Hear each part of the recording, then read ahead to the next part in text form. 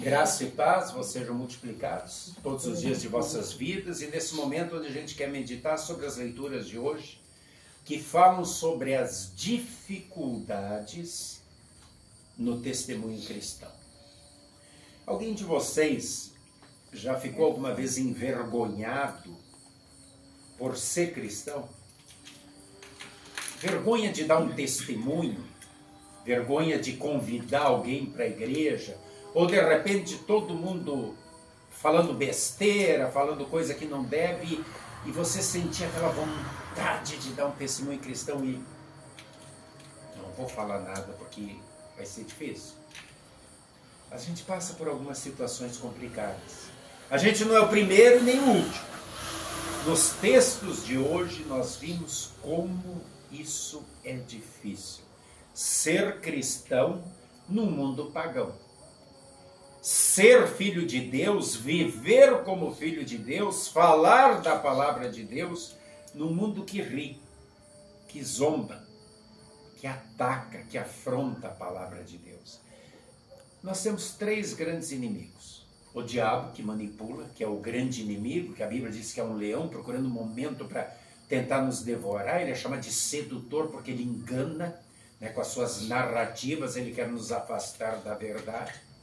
E aí ele usa o mundo, com as suas tentações, com seus prazeres, com seus modismos, aonde você quer se sentir bem, então você tem que fazer o que todo mundo faz.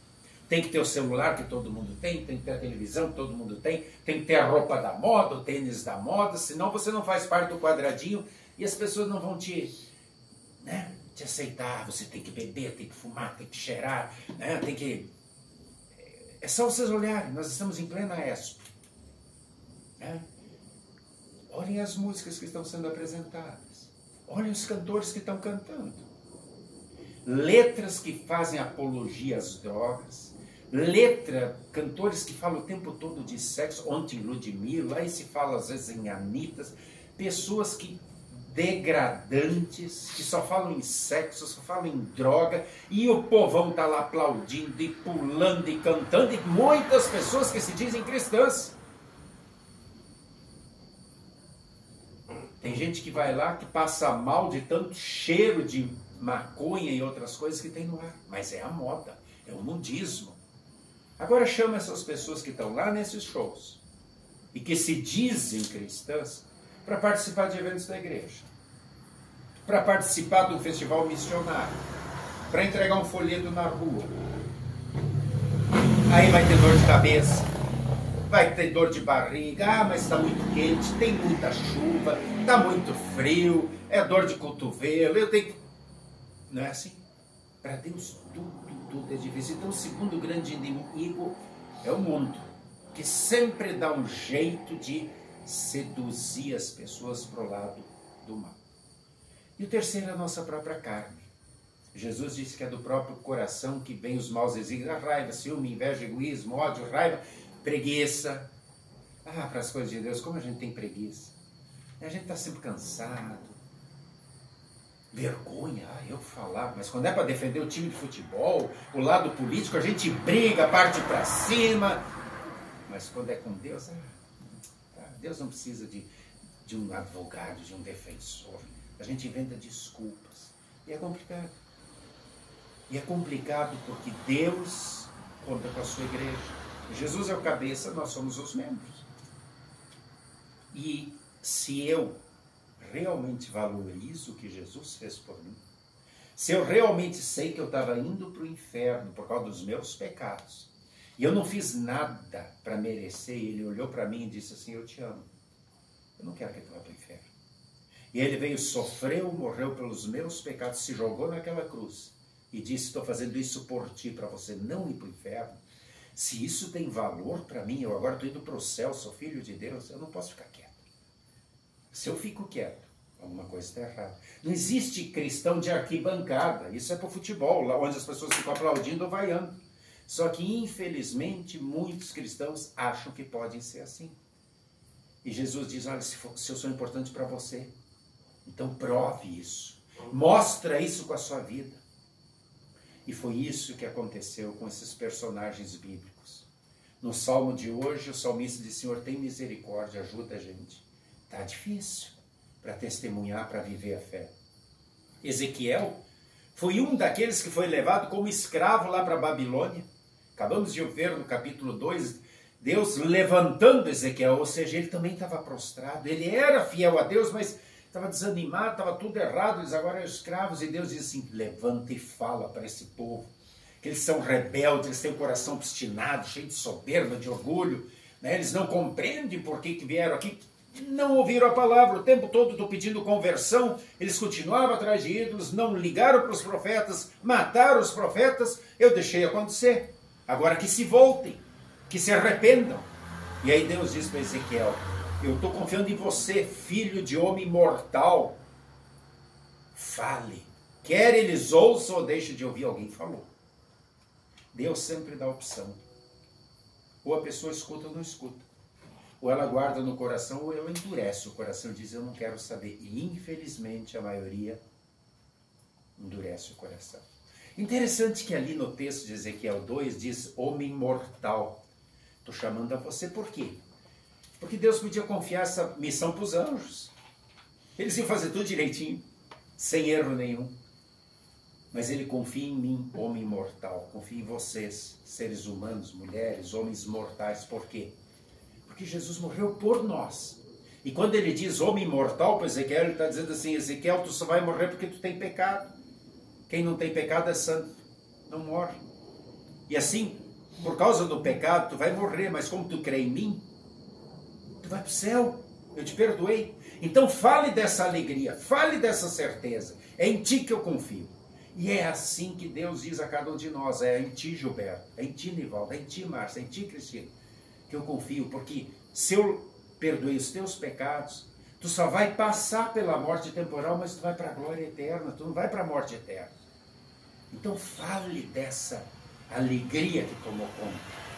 Será que Ezequiel ficou com medo, quis fugir que nem Jonas, titubeou? Talvez achasse que não conseguiria, não sei. Mas o livro dele está aí, a história está aí. E ele foi até o fim. Quando nós lemos lá na carta de Paulo aos Coríntios, no texto de hoje, Paulo está dizendo assim: eu criei, por isso eu falei. E ele diz: olha, eu vi coisas maravilhosas, conheci coisas maravilhosas quando conheci Jesus.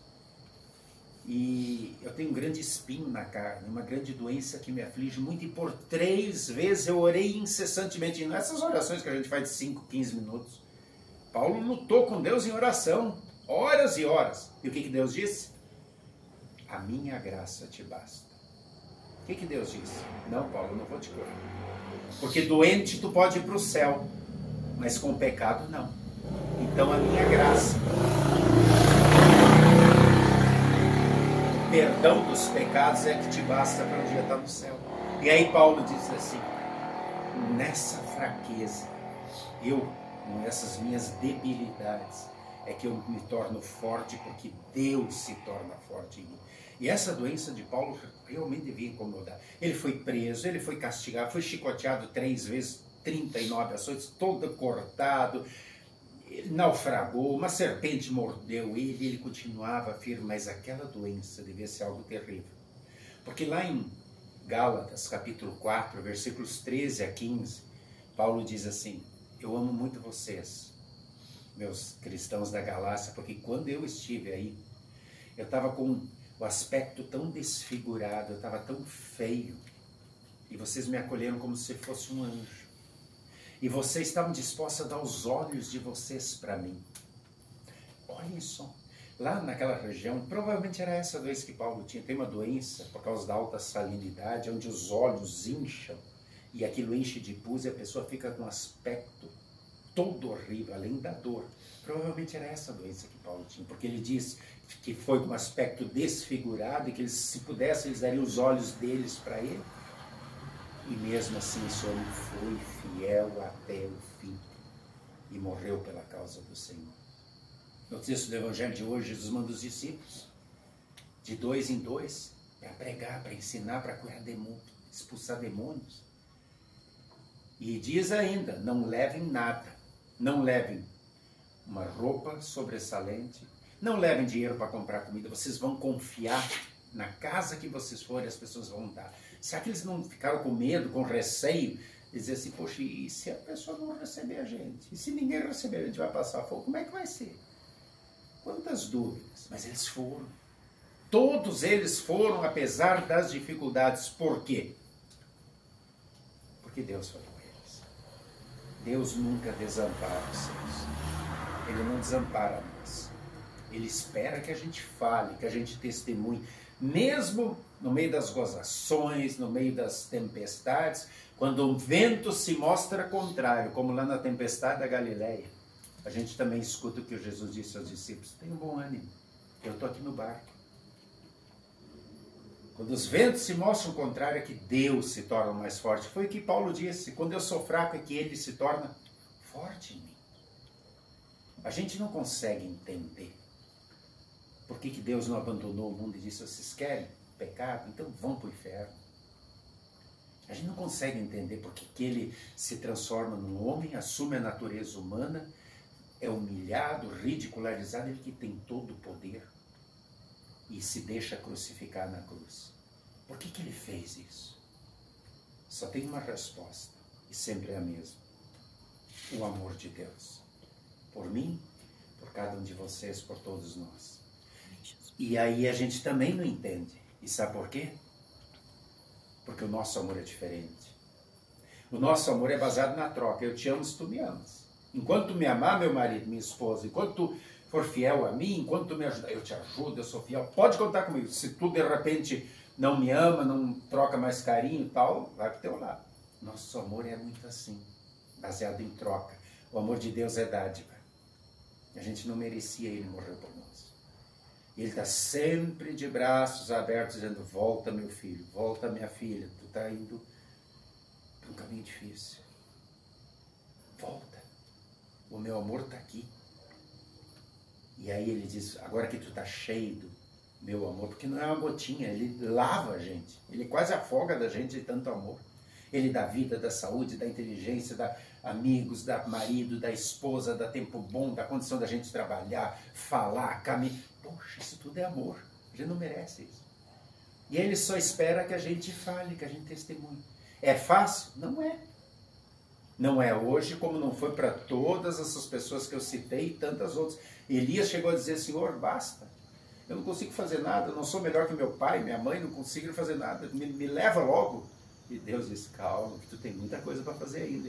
Ele, mas não tem ninguém. Deus disse: tem 7.000 que não dobraram seus joelhos cozidos. Calma, que eu cuido disso. E que bom que a obra da conversão é dele. A nossa é falar, é transmitir esse amor do qual ele nos encheu. Às vezes a gente fica triste, às vezes a gente pensa em desistir, às vezes a gente... Eu como pastor, muitas vezes,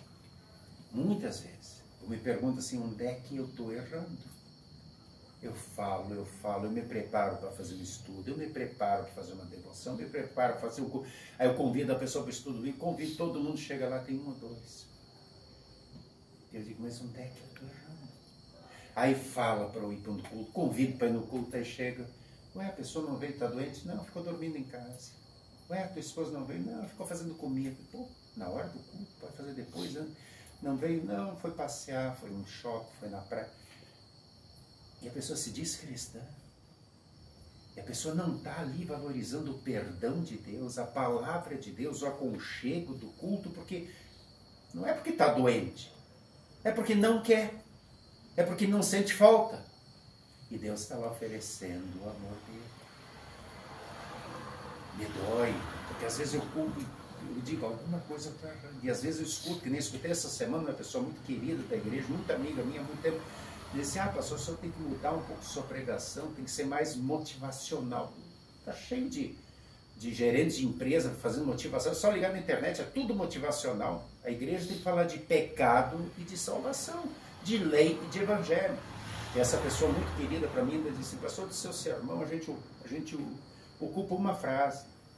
Fiquei arrasado, isso me doeu muito. E eu penso: mas onde é que eu estou errando? Então, quantas vezes eu estou sozinho e choro com Deus? Choro com Deus, porque eu procuro fazer o que precisa ser feito, mas eu sei que eu sou fraco, eu sou pequeno, mas eu também sei que a culpa não é minha. Que cada um responde por si.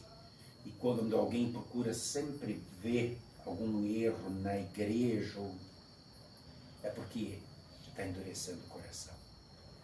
Queridos irmãos, queridas irmãs, a palavra está sendo pregada, como Deus disse a Ezequiel. Quer ouçam, quer deixem de ouvir. Fale aquilo que eu mandei. Lei e evangelho. Palavra de conversão, palavra de arrependimento, palavra de amor, de acolhimento. Muitos vão endurecer o coração. Muitos vão continuar rindo, zombando, ridicularizando. A maioria das pessoas lá em Nazaré, nós vimos aí no texto de Marcos 6, riram de Jesus. Ele está pregando, quem é ele? É filho do carpinteiro, de José e da Maria, os irmãos moram aqui. E ele quer pregar? Não prestaram atenção na pregação. Ficaram olhando em quem estava pregando. Nós não temos que olhar quem está pregando, nós temos que prestar atenção na palavra que vem do Senhor. É Ele. A honra e glória devem ser dadas a Ele. E a gente precisa sempre saber o seguinte, talvez a gente não veja a colheita, mas a gente precisa falar e testemunhar. É isso que Deus espera de nós. Falar, testemunhar e viver esta fé com consagração. Talvez a gente não veja a colheita, mas ela virá. Porque a Bíblia diz que a palavra de Deus não volta vazia. Uma vez semeada, ela vai germinar e produzir fruto. Talvez a gente não veja isso, mas vai. Creiamos, testemunhemos e vivamos a fé, apesar das dificuldades, apesar dos grandes inimigos, o diabo, o mundo e a nossa carne. Por quê? Porque nós temos uma certeza. Jesus disse, eis que estou convosco até a consumação do século, até o último dia. Eu estou com vocês. Vocês não estão sozinhos.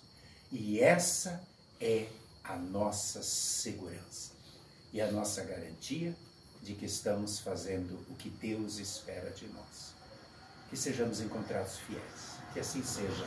Amém. E a paz de Deus, que excede o entendimento humano, guarde nossos corações e mentes até o dia quando Ele nos chamar para a glória eterna. Amém.